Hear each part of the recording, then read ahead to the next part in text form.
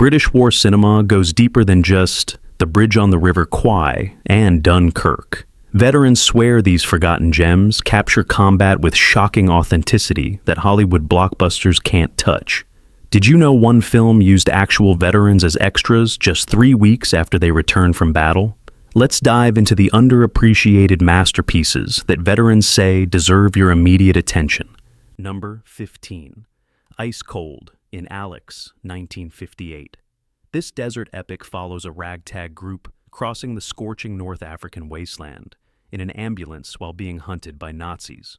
John Mills plays Captain Anson, an alcoholic officer battling both personal demons and Rommel's forces during the 1942 retreat from Tobruk. What makes this film legendary isn't just the grueling desert journey, it's the fact they filmed in actual Libyan locations where thousands died just years earlier.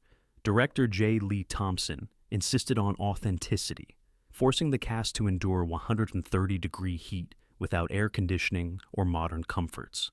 The ambulance repeatedly broke down, mirroring the film's plot challenges. The famous Carlsberg beer scene at the end wasn't product placement. It was an actual reward Thompson promised his suffering actors if they completed the shoot without complaining. Critics initially dismissed it as a boy's adventure, but veterans of the North African campaign lobbied for its preservation in the British Film Institute's archives, calling it the only film that captured the psychological toll of desert warfare. The film's power comes from its unflinching portrayal of fear and exhaustion, rather than glorified heroism. One veteran sergeant told The Telegraph in 1998, "When I watched Ice Cold in Alex, I couldn't speak for an hour afterward. It was like someone had filmed my nightmares." The movie earned a modest $320,000 in its initial run, but has become a cult classic among military historians who praise its technical accuracy about desert vehicle maintenance, something Hollywood war films routinely botch. Number 14. The Cruel Sea, 1953. Based on Nicholas Montserrat's bestseller, this unflinching naval drama follows the crew of HMS Compass Rose, battling not just U-boats, but also the merciless Atlantic Ocean itself. Jack Hawkins delivers a career-defining performance as Captain Erickson, a man forced to make unthinkable moral choices, including deliberately running over British sailors in the water to prevent a submarine from targeting his convoy. The film's brutal realism comes from director Charles Friend's insistence on using actual Royal Navy veterans as technical advisors, men who'd made the exact same horrifying decisions portrayed on screen. Several consultants reportedly broke down during filming, triggering what we now recognize as PTSD episodes. The Admiralty initially tried blocking the film's release, claiming its portrayal of combat fatigue would damage recruitment. When they failed, they instead demanded extensive edits to remove scenes showing British sailors breaking down mentally. Friend refused, threatening to release his correspondence with the censors to the press. What stunned audiences in 1953 was the film's revolutionary sound design. Rather than dramatic music during battle sequences, viewers hear only the terrifying mechanical noises of depth charges, sonar pings, and groaning hull plates. One critic wrote, "The audience doesn't watch the battle. They experience the psychological trauma." The film's $800,000 box office made it the third highest grossing British film that year, yet it's been overshadowed by later naval epics, despite veterans consistently ranking it as the most accurate portrayal of convoy duty ever filmed. Navy historian Jonathan Dimbleby called it the film that finally allowed Atlantic veterans to explain to their families what they couldn't put into words. Number 13. The Way Ahead, 1944. This Carol Reed masterpiece did something unthinkable. It showed British soldiers as reluctant, untrained civilians transformed into fighting men through hardship and discipline rather than inherent heroism. David Niven plays Lieutenant Jim Perry, an officer struggling to mold a group of complainers and misfits into an effective fighting unit before deployment to North Africa. What makes this film revolutionary is when it was made, 1944, mid-war, when British cinemas were still being used primarily for propaganda. Yet Reed insisted on showing the grueling reality of training, including sequences where soldiers openly question why they're fighting at all. The War Office originally demanded these scenes be cut, fearing they'd damage morale, but Reed convinced them, authentic portrayal would actually boost recruitment. The film's most powerful achievement is its documentary-like approach to infantry tactics. Real drill sergeants were hired to train the actors, resulting in sequences so authentic that the footage was later incorporated into actual Army training films. Veterans consistently cite the bayonet training sequence as the most accurate ever filmed, capturing both the technical movements and psychological transformation required to prepare men to kill with cold steel. Several scenes employed actual soldiers on leave from combat zones as background extras, creating an atmosphere of authenticity that couldn't be faked. When filming the climactic landing scene, 3 extras suffered flashbacks so severe they had to be removed from the set. Critic Dennis Schwartz called it the bridge between propaganda and the gritty war films that would emerge after 1945. Though overshadowed by more famous war films, British combat veterans have consistently ranked it among the most accurate portrayals of how civilians transform into soldiers, a process one veteran described as the most violent thing that happened to me, and it happened before I ever saw combat. Number 12. Went the Day Well? 1942. This shockingly brutal thriller imagines a Nazi advance team infiltrating a sleepy English village disguised as British soldiers. What starts as a quaint portrait of village life transforms into something much darker as everyday citizens, including elderly ladies and children, are forced to kill or be killed when they discover the deception. Director Alberto Cavalcanti created something absolutely unheard of in wartime. A film showing British civilians being machine-gunned, children wielding axes against invaders, and a sweet-faced postmistress blowing up a Nazi with a grenade before being shot point-blank. The censors nearly banned it entirely, with one official writing, "This level of violence will cause panic among civilians." What's most remarkable is when this was made, 1942, when the threat of invasion was still very real. Rather than comforting propaganda, Cavalcanti delivered a warning wrapped in entertainment. The film effectively tells British civilians, if they come, you must be prepared to kill them with your bare hands. The movie's power comes from its matter-of-fact approach to civilian resistance. In one notorious scene, a kindly old lady calmly poisons a German soldier's tea, watches him die, then immediately resumes knitting. This unsettling moment shocked 1942 audiences, but resonated deeply with resistance fighters across occupied Europe. Historians now consider it one of the earliest examples of psychological horror being integrated into war films. Christopher Nolan cited it as a key influence on Dunkirk, particularly how it portrays civilian courage without sentimentality. Though it performed modestly at the box office, veterans organizations have lobbied for its preservation, with one D-Day survivor telling The Guardian, "This film prepared British civilians mentally for what occupation would require of them, a willingness to become killers." Number 11. The Guns at Benghazi, 1964. This tense thriller, set during African decolonization, follows British Sergeant Major Lauderdale as he stubbornly maintains military discipline while a coup erupts around his remote outpost. What makes this film extraordinary is its unflinching portrayal of Britain's messy retreat from empire, something most war films of the era completely ignored. Director John Guillermin shot on location in Nairobi just months after actual uprisings, creating such authentic tension that several scenes had to be relocated when real gunfire erupted nearby. The production employed former British colonial soldiers as extras who had literally fought in similar situations months earlier, giving the film a documentary-like quality. Attenborough's performance as the rigid by-the-book Sergeant Major divided critics but earned universal praise from actual NCOs. One retired regimental sergeant major told Films and Filming magazine, "Attenborough captured the impossible position we were in, enforcing rules that were becoming meaningless as the empire collapsed around us. The film's most controversial element was its refusal to take a clear political stance. Neither fully supporting colonialism nor completely embracing independence movements, it instead shows the human cost of political transitions through military eyes. This moral ambiguity led to it being briefly banned in several newly independent African nations, despite its relatively sympathetic portrayal of African soldiers. Though it won the BAFTA for Best British Film, it quickly disappeared from circulation, possibly because its uncomfortable questions about Britain's colonial legacy didn't fit either conservative or liberal narratives. Military historians consider it one of the few accurate portrayals of how professional soldiers navigate political chaos, not through heroism, but through rigid adherence to procedure.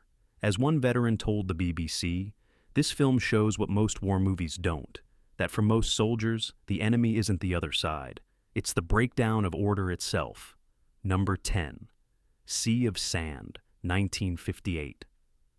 This forgotten desert warfare masterpiece follows a long-range desert group patrol on a suicide mission to destroy a Nazi fuel dump deep behind enemy lines.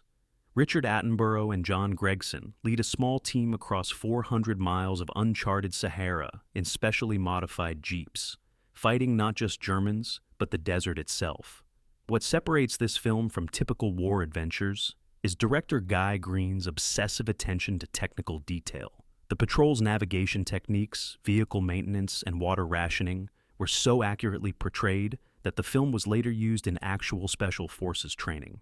Green consulted extensively with original LRDG veterans, incorporating their survival techniques so meticulously that one scene showing how to extract drinking water from a radiator reportedly saved the lives of 2 lost hikers who remembered it years later. The production faced life-threatening challenges filming on location in Libya, with temperatures reaching 135 degrees.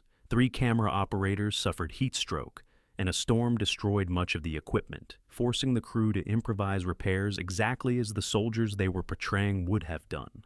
Critics initially dismissed it as a male adventure film, missing its revolutionary approach to combat psychology.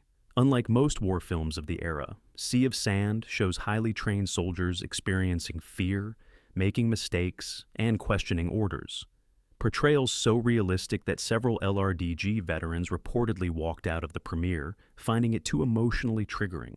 The film's most powerful scene shows Attenborough's character suffering what we'd now identify as a panic attack during a sandstorm, something no British war film had dared show before. Military psychologists later praised this sequence for its accurate portrayal of combat stress in elite units. Though it earned only modest box office returns, SAS founder David Sterling called it the only film that captured the psychological isolation of deep penetration warfare, and reportedly screened it for new recruits until the 1970s. Number 9. The Small Back Room, 1949. This psychological thriller follows bomb disposal expert Sammy Rice, David Farrar, an alcoholic scientist battling personal demons while trying to defuse a new type of German booby trap, killing children on British beaches.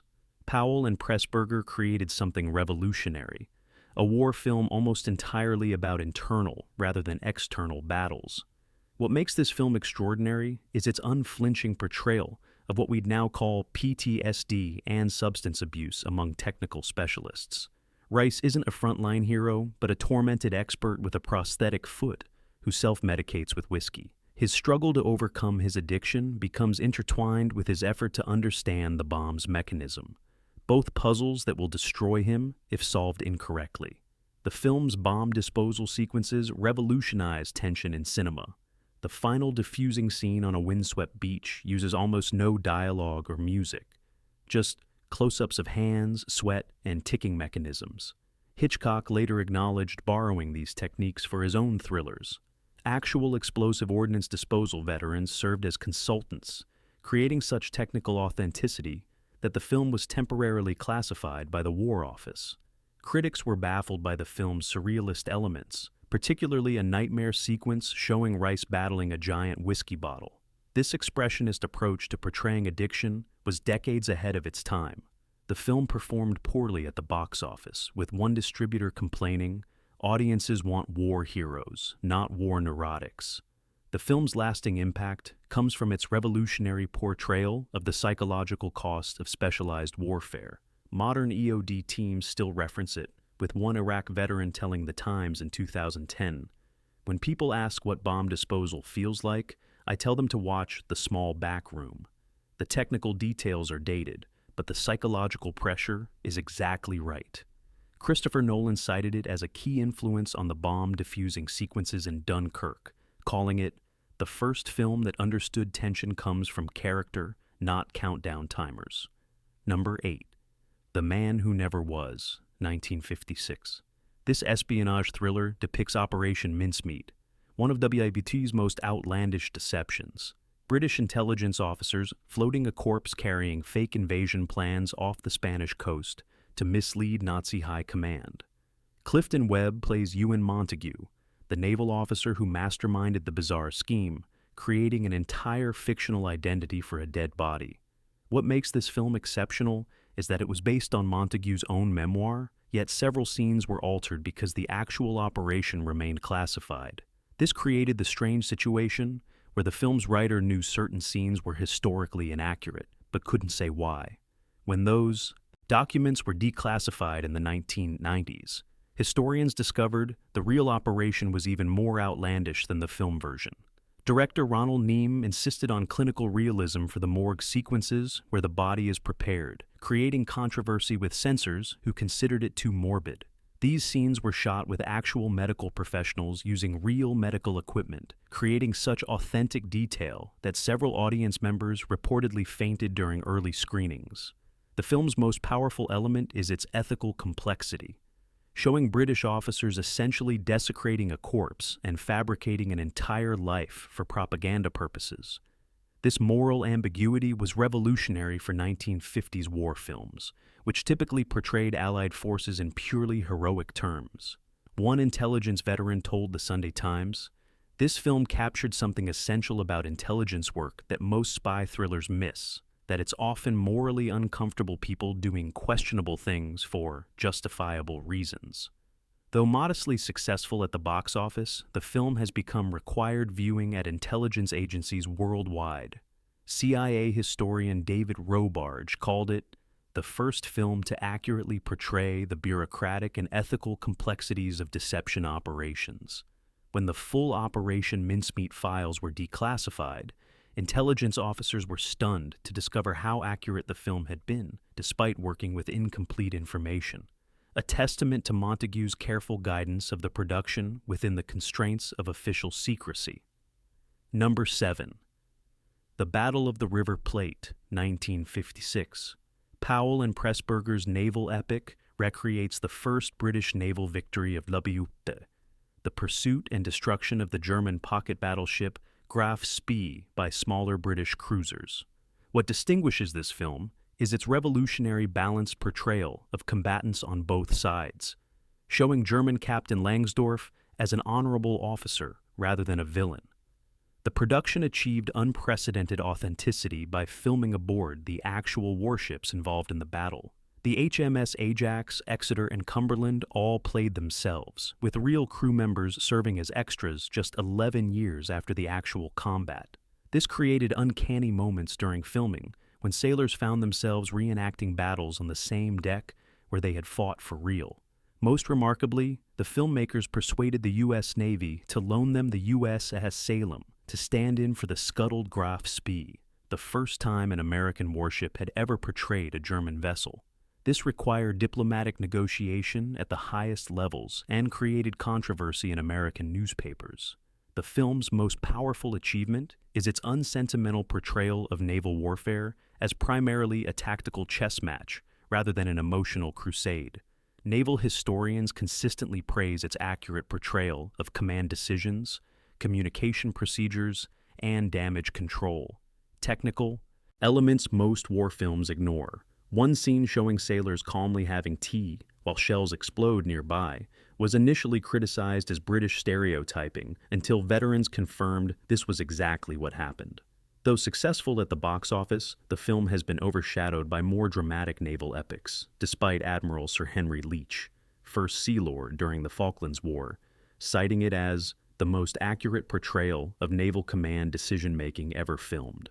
The film's nuanced portrayal of Captain Langsdorff, who ultimately committed suicide rather than sacrifice his crew in a hopeless battle, was so respected by German naval veterans that they requested copies be shown at their reunions, making it perhaps the only British war film embraced by former enemies. Number 6. Sink the Bismarck, 1960. This taut naval thriller chronicles the desperate hunt for Nazi Germany's most powerful battleship as it threatens to demolish British shipping in 1941.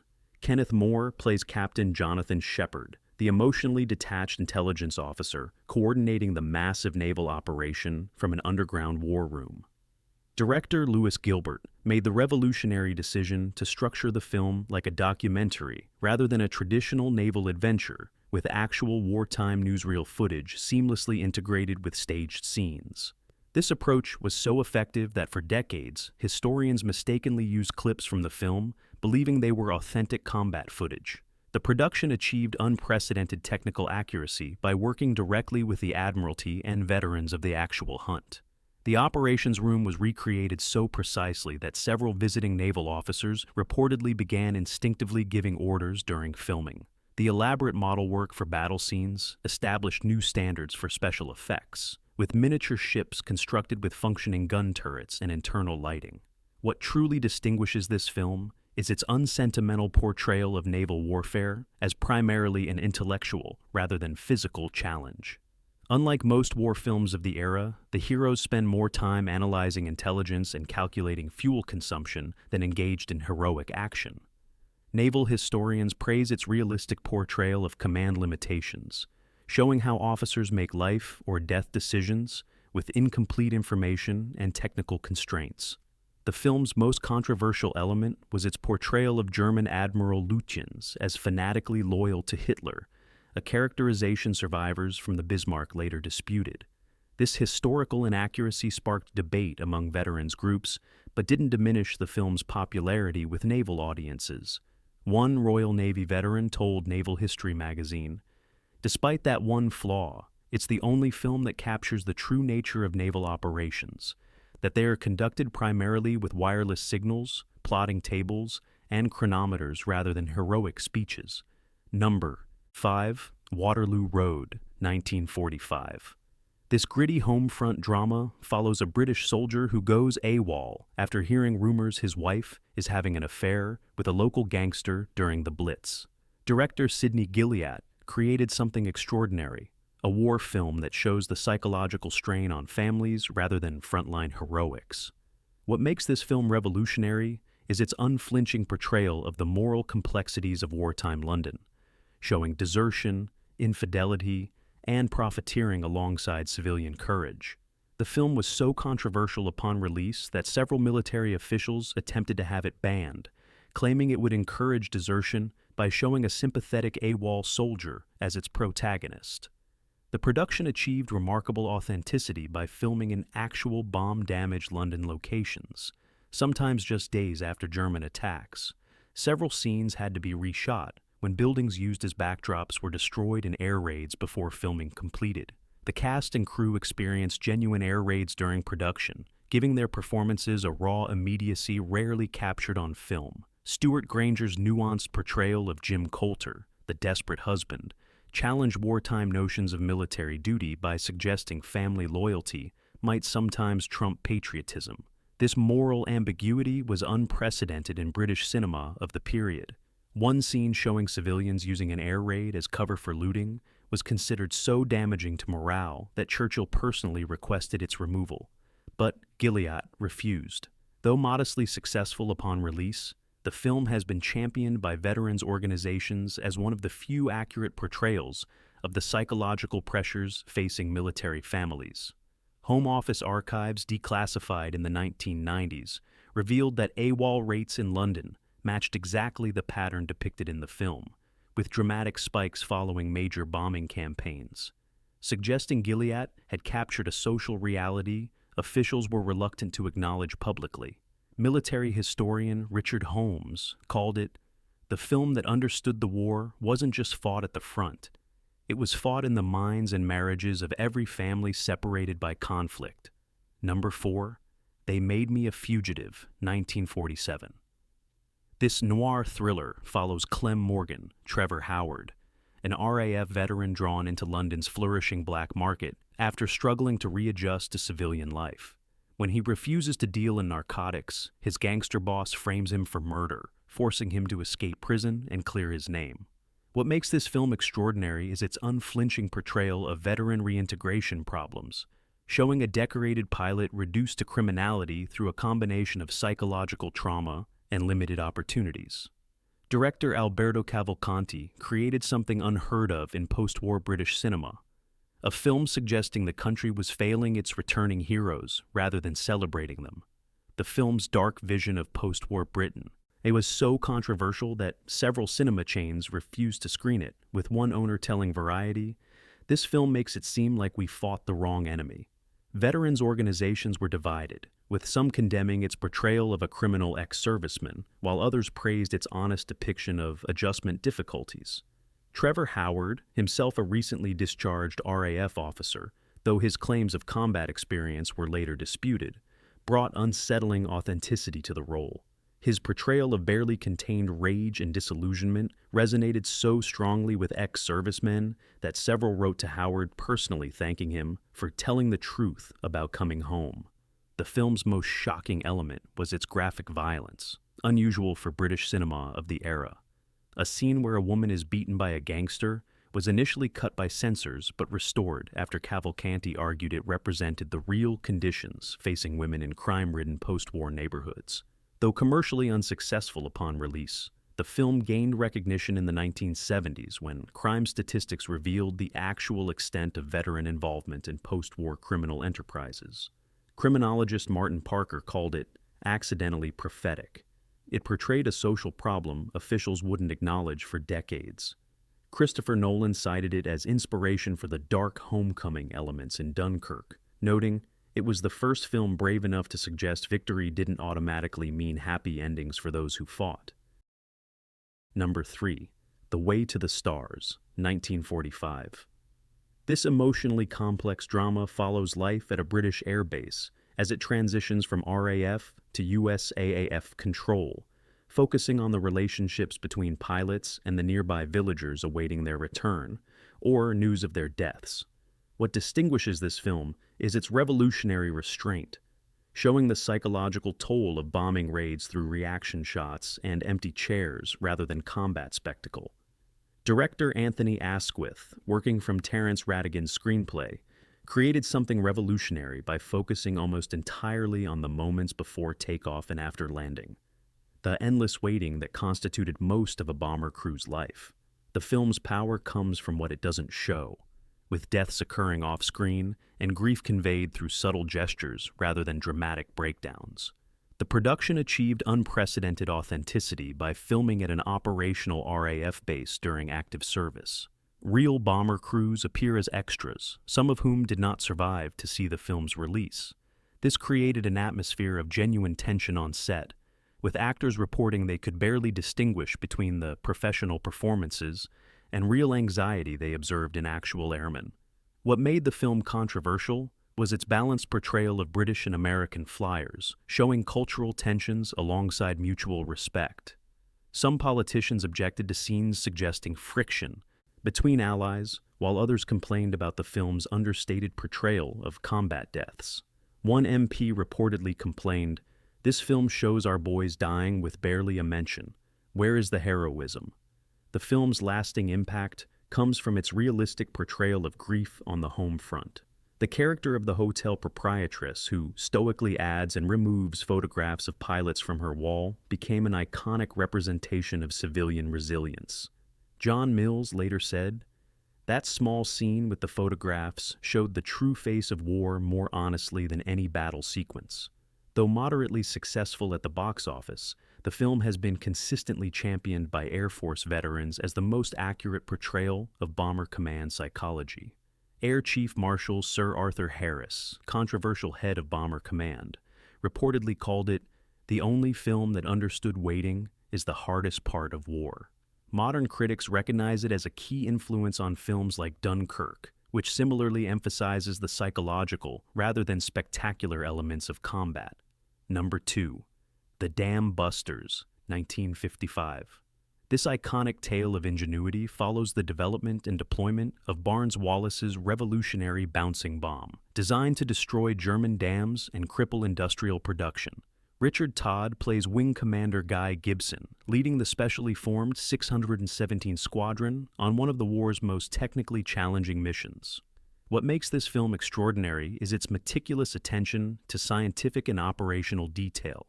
Director Michael Anderson worked directly with Wallace and surviving raid veterans to ensure technical accuracy, creating such an authentic portrayal that the film was briefly classified by the Air Ministry over concerns it revealed too many operational secrets. The production faced unprecedented challenges recreating the specialized Lancaster bombers and their unique bomb release mechanisms. The RAF provided actual Lancaster aircraft, but special modifications had to be reverse engineered from wartime specifications that remained partially classified.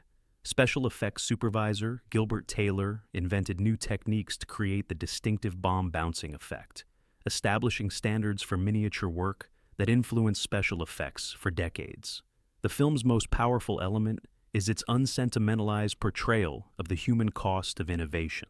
Unlike most war films of the era, it shows the high casualty rate, 8 of 19 aircraft lost, without patriotic justification, allowing viewers to question whether the strategic gains justified the losses. This moral complexity was unusual for 1950s war cinema and created controversy among reviewers, with some criticizing its cold-blooded accounting of lives lost.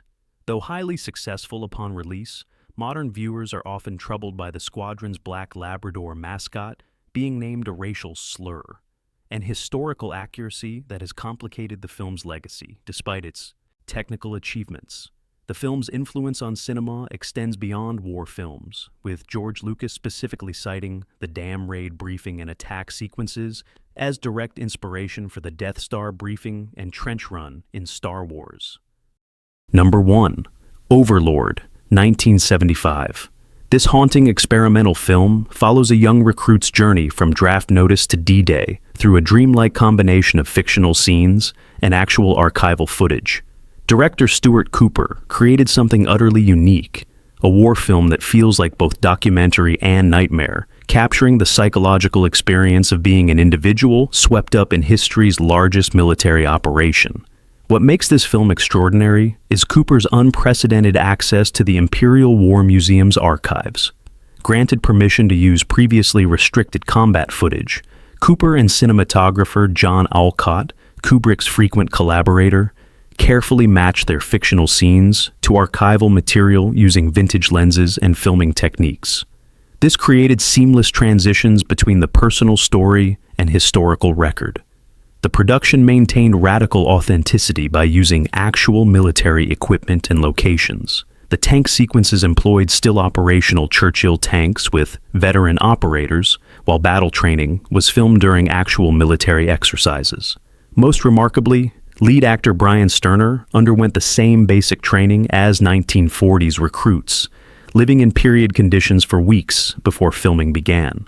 The film's most powerful achievement is its portrayal of premonition and fate. The protagonist experiences dreams foretelling his death that incorporate actual footage of D-Day casualties, creating a devastating meditation on individual destiny within mass warfare.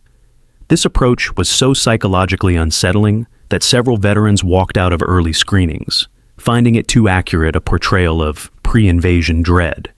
Though awarded the Silver Bear at the Berlin Film Festival, Overlord was barely distributed in Britain, with one distributor telling Cooper, "The British don't want to be reminded of death." The film virtually disappeared until the Imperial War Museum restored it in 2006, leading to a critical reappraisal that established it as a masterpiece. What do you think? Is Britain's more psychologically complex approach to war cinema superior to Hollywood's spectacle-driven narratives? Have you seen any of these forgotten classics? Let us know in the comments which overlooked British war film you believe deserves more recognition. And subscribe for more deep dives into cinema history that mainstream channels won't touch.